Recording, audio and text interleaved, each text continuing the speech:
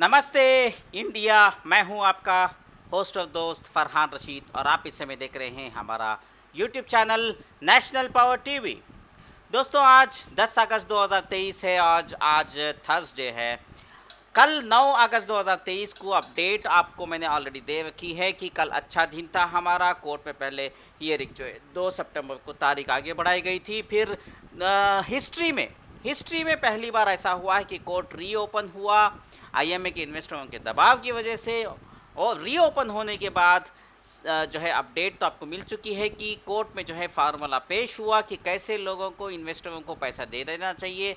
जैसे कि 0 to 10 लाख तक के इन्वेस्टरों को पैसा देने की मांग की गई है कॉम्पिटेंट अथॉरिटी की तरफ से। कोर्ट में ये फार्मूला पेश किया गया है और हमें ये उम्मीद है कि 17 जो तारीख हमें मिली है 17 अगस्त या 18 अगस्त 2023 को ये ऑर्डर भी पास हो जाएगा इंशाल्लाह। आप लोगों से अपील है कि फ़िलहाल पैनिक ना हो।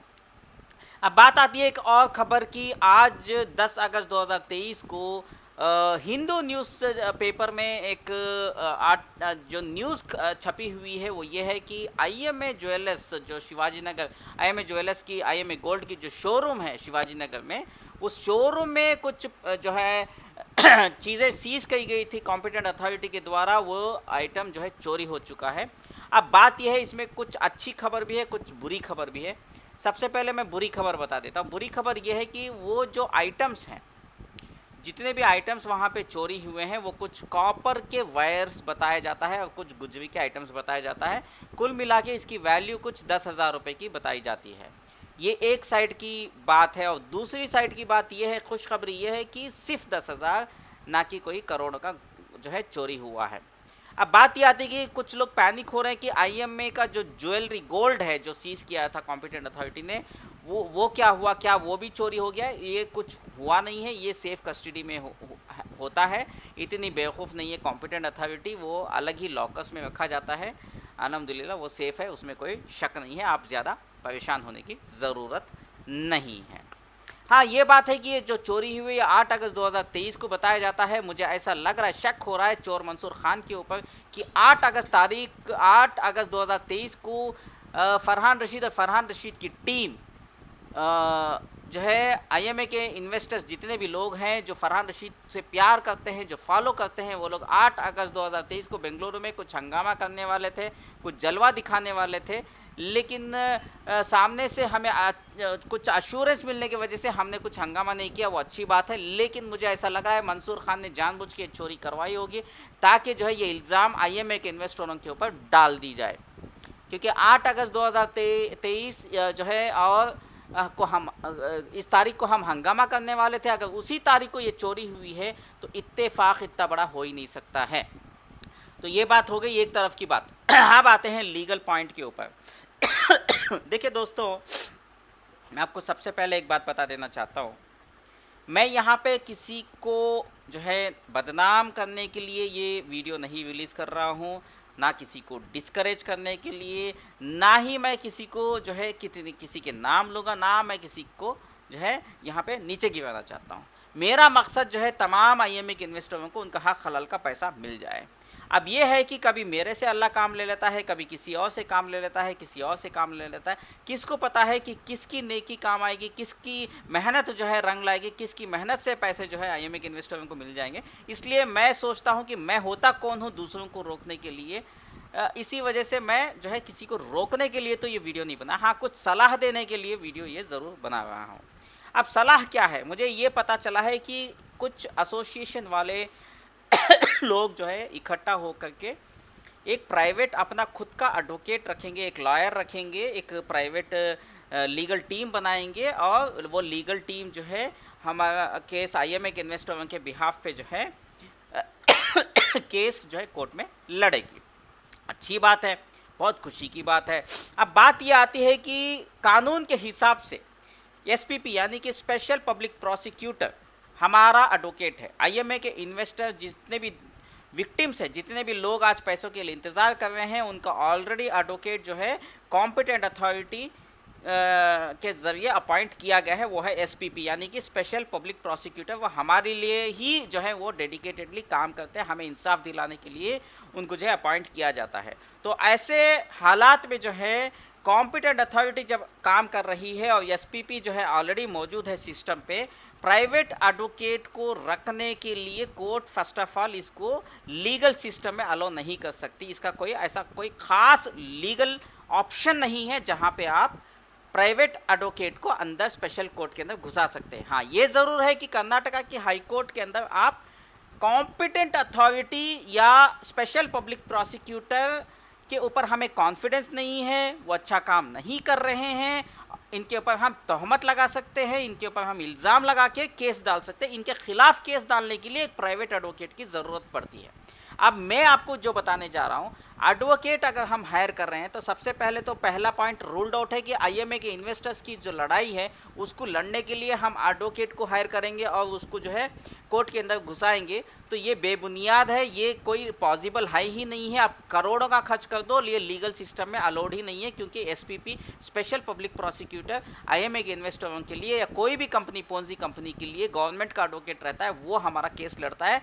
ये बिल्कुल जो है ऐसा नहीं हो सकता कि प्राइवेट एडवोकेट लड़े। हाँ, उनके खिलाफ जाना है तो कोई जा सकता है, लेकिन तब जाना चाहिए हमें खिलाफ जब कोई कॉम्पिटेंट अथॉरिटी या वहाँ की लीगल टीम काम नहीं कर रही है।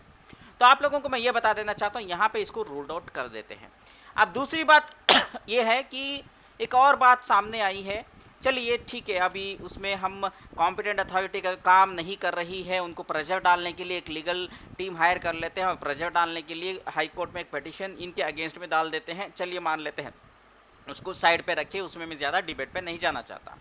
ये एक मुद्दा हो गया जो आपको मैं साफ बता चुका हूँ कि फर्स्ट ऑफ ऑल हमें एडवोकेट की लीगल टीम की जब कॉम्पिटेंट अथॉरिटी मौजूद है हमें ज़रूरत नहीं पड़ने वाली है। मेन मुद्दा क्या है, अच्छा अगर वो काम कर रहे हैं तो फॉलोअप की ज़रूरत है, इनको पुशअप की ज़रूरत है, या अगर ये अच्छा काम कर रहे हैं तो इनको जो है इनकी तारीफ़ करनी चाहिए, इनको जो है बताना चाहिए कि नहीं बहुत अच्छा काम किया है, ना कि इनको ईगो हर्ट करना चाहिए, ना कि इनके ऊपर झूठा इल्ज़ाम लगाना चाहिए। ये मुद्दे की बात अलग ख़त्म हो गई। अब दूसरी बात आती है कि ये एडवोकेट अगर हायर कर भी लेते हैं तो एडवोकेट कितने में आ रहा है। सबसे पहले मैंने जो सुना है 80,000 80,000 रुपीज़ टू 1 लाख रुपीज़ तक का legal fees on the spot पूछ रहा है। यहाँ पे खेल ख़त्म नहीं होता है। एडवोकेट कितना पैसा पूछ रहा है, 80,000 rupees to 1 lakh rupees advocate पैसा पूछ रहा है। अब ये पैसा जो है कोई मिनिस्टर देंगे या कोई चीफ मिनिस्टर देंगे या कोई बाहर वाले एनजीओ वाले देंगे या एमएलए देंगे या कोई रियल एस्टेट वाले देंगे या कोई सोशल एक्टिविस्ट देंगे, वो अलग बात है। या पब्लिक जो है 10-10, 20-20, 50 रुपये या 200 रुपये करके या 500 रुपये, 1000 रुपये भी पब्लिक जो है अपने पैसे निकालने के लिए दे भी तो कम है, ठीक है दे देंगे, बात खत्म हो गई, वो अलग रखिए मसला। पैसा कहाँ से आएगा ये मसला नहीं है। मसला यह है कि सबसे पहले 80,000 to 1 lakh on the spot table पे उस एडवोकेट को देना है जो मुझे सुनने में आया है, जो एसोसिएशन काम कर रही है। दूसरा यह है कि हर एक हियरिंग, जब भी कोर्ट में आईएमए का केस का हियरिंग होता है, उस केस की हियरिंग की अपीयरिंग के लिए वहाँ पे जाके बात करने के लिए वो एडवोकेट 30,000 to 40,000 रुपीज़ चार्ज करने वाला है। थोड़ा बातचीत किए तो वो कम भी हो सकता है, ये मुझे खबर मिली है। ये किसी के ऊपर इल्ज़ाम नहीं लगा रहा हूँ, मैं जो बात कर रहा हूँ वो आप थोड़ा ध्यान से सुनिए। सबसे पहले मैंने क्या बताया कि स्पेशल पब्लिक प्रोसिक्यूटर जो कॉम्पिटेंट अथॉरिटी की तरफ से आईएमए के इन्वेस्टरों का केस लड़ने के लिए अपॉइंट किया गया है, वही हमारा एडवोकेट है। हमें अलग प्राइवेट एडवोकेट अपॉइंट करने की फर्स्ट ऑफ ऑल पॉसिबिलिटी नहीं है अगर वो अच्छा काम कर रहे हैं। अगर वो अच्छा काम नहीं कर रहे हैं, उनके खिलाफ जाने के लिए हमें एक एडवोकेट की ज़रूरत पड़ती है। Point clear? ये हो गया पॉइंट। अब दूसरी बात ये आती है कि मान लो कि इन्होंने एडवोकेट हायर कर लिया, तो दूसरे तरीके से ये कैसे एंट्री मारेंगे। जाहिर सी बात है, एक 3-4 लोग एसोसिएशन में होंगे और वो एसोसिएशन से जो है एक एडवोकेट को हायर करेंगे, वो एसोसिएशन के बिहाफ में कॉम्पिटेंट जो है पिटीशन डाल देंगे हाई कोर्ट में और कोर्ट मान जाएगा। ये नहीं हो सकता। हाँ, ये बात अलग है कि 200-300 लोग आईएमए के इन्वेस्टर्स अगर एक हो जाएं, अगर वो जो है अफिडेविट में कुछ लिख कर के दे दें, अथॉरिटी दे दें एडवोकेट को कि आप हमारे तरफ से केस लड़िए, हमें जो है कॉम्पिटेंट अथॉरिटी के ऊपर भरोसा नहीं है, आप हमारे तरफ से लड़िए करके अगर उसको आप एक अफिडेविट बना के देते हैं और कोर्ट को भी लिख के देते हैं, तो कोर्ट क्या करेगा, ठीक है 200 इन्वेस्टरों के रिक्वेस्ट पर ये मैं इजाज़त देता हूँ, इस एडवोकेट को अंदर आने की इजाज़त देता हूँ, इसको लड़ने की इजाज़त देता हूँ, इसको यहाँ पे केस को हियरिंग में आने की इजाज़त देता हूँ। ये कुछ भी अपने तरफ से भी सजेशंस दे सकते हैं, लड़ सकते हैं, जो भी तोहमत लगाना है कॉम्पिटेंट अथॉरिटी के ऊपर लगा सकते हैं करके वो, या अच्छा काम भी हो सकता है, बुरा काम ही नहीं होगा, अच्छा काम भी हो, पुशअप करने के लिए भी काम आ सकता है, वो इजाज़त दे देंगे। अब मेरा सवाल यह है, इसका साइड इफेक्ट क्या है ये सुनिए। मान लीजिए कि देखिए यहाँ पे 67,000 आईएमए के इन्वेस्टर्स हैं, बराबर, कितने कितने हैं, 67,000 आईएमए के इन्वेस्टर्स हैं, जिनको करीब 4,000 करोड़ रुपए वसूलना है। इस बीच में होता क्या है, सिर्फ 200 लोग साइन करेंगे डॉक्यूमेंट, और वो डॉक्यूमेंट 200 लोगों के जो है कोर्ट में, उनके तरफ से कोर्ट में एडवोकेट जाएगा और वो केस लड़ेगा। 67,000 इन्वेस्टर्स के लिए सिर्फ 200 लोगों की गवाही पे केस लड़ा जाएगा, और अगर उसका नुकसान होगा, मान लो कि हम केस हार जाते हैं या कुछ ऊपर नीचे हो जाता है, उल्टा सीधा हो जाता है, मैं किसी के ऊपर इल्ज़ाम नहीं लगा, उल्टा सीधा हो जाता है, मैं उसके एग्जाम्पल्स भी देता हूँ, अच्छा एग्जाम्पल भी दूंगा, बुरा एग्जाम्पल भी दूंगा। मैं देखिए, अगर कुछ केस हार जाते हैं, ये 200 लोगों का जो एफिडेविट डाल करके जो एडवोकेट जाता है, या वो एडवोकेट सडनली जो है बाइकआउट कर देता है, केस लड़ने से मना कर देता है किसी पॉलिटिकल प्रेशर की वजह से, अगर उससे नुकसान होता है तो किसको नुकसान होगा, इन 200 इन्वेस्टरों को नहीं, ना कोई एसोसिएशन के मेंबर्स को, तमाम 67,000 इन्वेस्टर्स को इसका नुकसान, इसका भुगतान, इसकी पेनल्टी भरनी पड़ेगी, जैसे पिछले 3 साल से हमने ऑलरेडी झेल लिया है। किसी ने कहा था एडवोकेट रखेंगे, उनका एडवोकेट रखा, उन्होंने रखने के बाद वो कुछ पेटिशन बनाई, मैं एग्ज़ाम नहीं लगा, अच्छा काम किए हैं वो लोग, पेटिशन लगाई, एन मौके पे जब पेटिशन लगाना था उस पर्सन, उस एडवोकेट के ऊपर कोई पॉलिटिकल प्रेशर आता है, वो प्रेशर आने के बाद जो है वो एडवोकेट हाथ खड़े कर देता है, वो पेटिशन की कॉपी किधर है, वो पेटिशन की कॉपी डिलीट हो गई या इनके हाथ नहीं लगी। अब ऐसे जो है बेजिम्मेदार लोगों के हाथों में क्या हम जो है अपना पूरा जो है 67,000 इन्वेस्टर्स को क्या हम रिस्क पे डाल सकते हैं? बताइए इन्वेस्टर्स, क्या हम इन लोगों को जो है इसकी इजाज़त देना चाहिए? क्या 67,000 इन्वेस्टर्स के पैसे का रिस्क सिर्फ 200 लोगों के हाथ में देना चाहिए? आप बताइए। उसमें भी उन लोगों का एग्जाम्पल ऐसा है, उनमें वो 200 लोगों का जो एफिडेविट सबमिट करने की जो टॉप लेयर की टीम है, जो एसोसिएशन की टीम है 3-4 लोगों की, मैं उनकी बात कर रहा हूँ, उनका पास्ट हिस्ट्री रिकॉर्ड चेक किए, उनके पास पुराना काम करने का कोई प्रूफ नहीं है, कोई पेटिशन की कॉपी नहीं है, ना उनका एडवोकेट भाग गया। तो इससे नुकसान अगर हो गया तो जवाबदारी कौन लेगा, नुकसान कितना बड़ा होगा और किसको नुकसान होगा? इन 200 इन्वेस्टरों को नहीं, ना इन 3-4 लोगों को है, ये नुकसान जो है टोटली 67,000 इन्वेस्टर्स को होगा।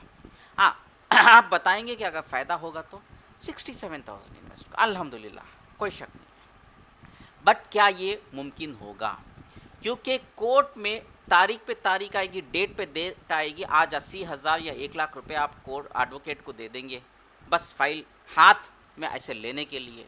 उसके बाद वो हियरिंग करेगा, मेलॉर्ड मेलॉर्ड मेलॉर्ड बोलने के लिए कोर्ट में जाके, मेलॉर्ड ये है, मेलॉर्ड वो है, ये सेक्शन है, वो सेक्शन है, वो लड़ने के लिए हर एक केस की हियरिंग के लिए 30 से 40,000 रुपये खर्च करेगा। मान लीजिए अगर 2-3 महीने में केस ख़त्म हो जा रहा है, 50 हियरिंग होती है, तो हम कहीं ना कहीं से पैसे का इंतज़ाम कर लेंगे। मान लो कि आगे बढ़ा और तारीख बढ़ती गई, इसको फीस भरते भरते भरते हम चप्पल घिसेंगे। क्यों ना हम जो है, मेरे सुझाव ये है, ये सब चीज़ों के पीछे पड़ने की जगह हम हमारे स्पेशल पब्लिक प्रोसिक्यूटर के को अपने कॉन्फिडेंस में लेते हैं, आप इनको हमारे मजबूरी बताते हैं, हमारी तकलीफ़ बताएंगे, क्योंकि हम बहुत गरीब लोगों, गरीब तबके के लोग, आईएमए के इन्वेस्टर्स को नुकसान हुआ है, बेवाओं का नुकसान हुआ है, विडोज़ का नुकसान हुआ है, बराबर, बहुत सारे लोगों की शादी रुक गई है, घरों में शादी रुक गई है, बच्चों की शादी रुक गई, बहनों की शादी रुक गई है, बहुत सारे लोगों को जो है ईएमआई भरते भरते परेशान हैं, उनके बैंक अकाउंट में पैसा नहीं है, वो किराया नहीं भर पा रहे हैं। ऐसे तकलीफ़ जो है वो हम लीगल टीम, जो प्रेजेंट स्पेशल पब्लिक प्रोसिक्यूटर है, यानी कि प्रेजेंट प्रोसिक्यूटर, पब्लिक प्रोसिक्यूटर माने एसपीपी माने वेंकटेश दलाई साहब हैं। इन्हीं से हम जो है सिंपैथी का एक ये लेके आएंगे और इनको कन्विंस कर लेंगे कि हमारा काम करके दे दीजिए सर, थोड़ा सा इनको हम जो है मतलब इनको हमारी मजबूरी दिखाएंगे तो किसी का भी दिल जो है इतना बुरा नहीं होता है, उनका भी दिल पिघल जाएगा, उनको भी हमारे पे तरस आएगा, वो हमें इंसाफ ज़रूर दिलाएंगे। क्यों ना हम ऐसा जो है हिकमत का काम करें, ये मेरे तरफ से सुझाव है।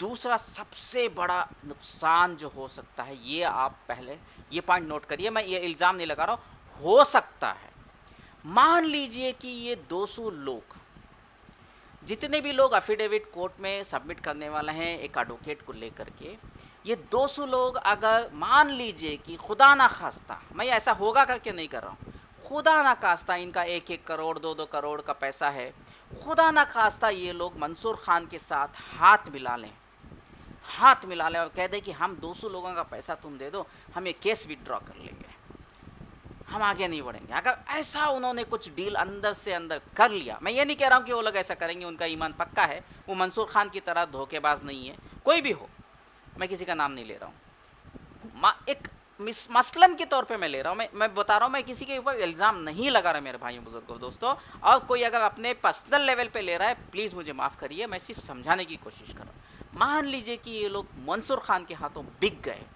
तो ये 200 लोगों की वजह से अगर वहाँ पे एफिडेविट गलत लग गई कि मंसूर खान को माफ़ कर दो करके एक एफिडेविट अंदर चली गई, तो सोचिए 67,000 इन्वेस्टर्स का पैसा डूब गया। कितने? 67,000 इन्वेस्टर्स, जिसमें से तकरीबन 35,000 इन्वेस्टर्स ऐसे हैं, बेवाएँ, विडोस हैं, जिसकी बेटियां हैं, किसी की बहन है, किसी का भाई का नुकसान हुआ, किसी के घर जो है नीलाम होने के नौबत आ गई है, किसी की शादी रुक रही है। ऐसा नुकसान जो है इसकी भरपाई करने में इन 200 लोगों का हाथ, देखिए मैं ये नहीं कह रहा हूँ कि वो लोग गद्दार निकलेंगे या वो लोग गलत है, नहीं, उनके भी पैसे लगे हुए हैं। मैं बता रहा हूँ, जो लोग भी हैं, चाहे वो 10 करोड़ का हो या 100 करोड़ का पैसा लगाया, पैसा पैसा है, उसका अगर 1 करोड़ रुपए भी अगर नहीं आया है और 99 करोड़ रुपीस अगर उसके वापस आ गए हैं, तो वो 1 करोड़ रुपये भी उसने मेहनत से कमाए हैं, उसका हक है, उसके हलाल के पैसे लेने का उसको हक है। लेकिन मैं उनके ऊपर इल्ज़ाम नहीं लगा रहा हूँ, मान लीजिए कि अगर बाई चांस ईमान डगमगा गया, क्योंकि ये 5 उंगलियां सेम नहीं होते मेरे भाइयों बुजुर्गों और दोस्तों, मान लीजिए अगर उनका ईमान डगमगा दिया तो नुकसान तमाम लोगों को होगा। तो आप बताइए कि क्या हमें कोई लीगल प्राइवेट एडवोकेट को सपोर्ट करना चाहिए, क्या हमें कोई एफिडेविट को साइन करना चाहिए, ये आपके ऊपर छोड़ देता हूँ, मैं ज़्यादा नहीं बात करूँगा। आगे मैं एक और वीडियो इसी लीगल सीरीज़ को लेकर के और वीडियोस बनाऊंगा कि हम कैसे जो है इस केस को जीत सकते हैं बिना कोई प्राइवेट लीगल पर्सन के।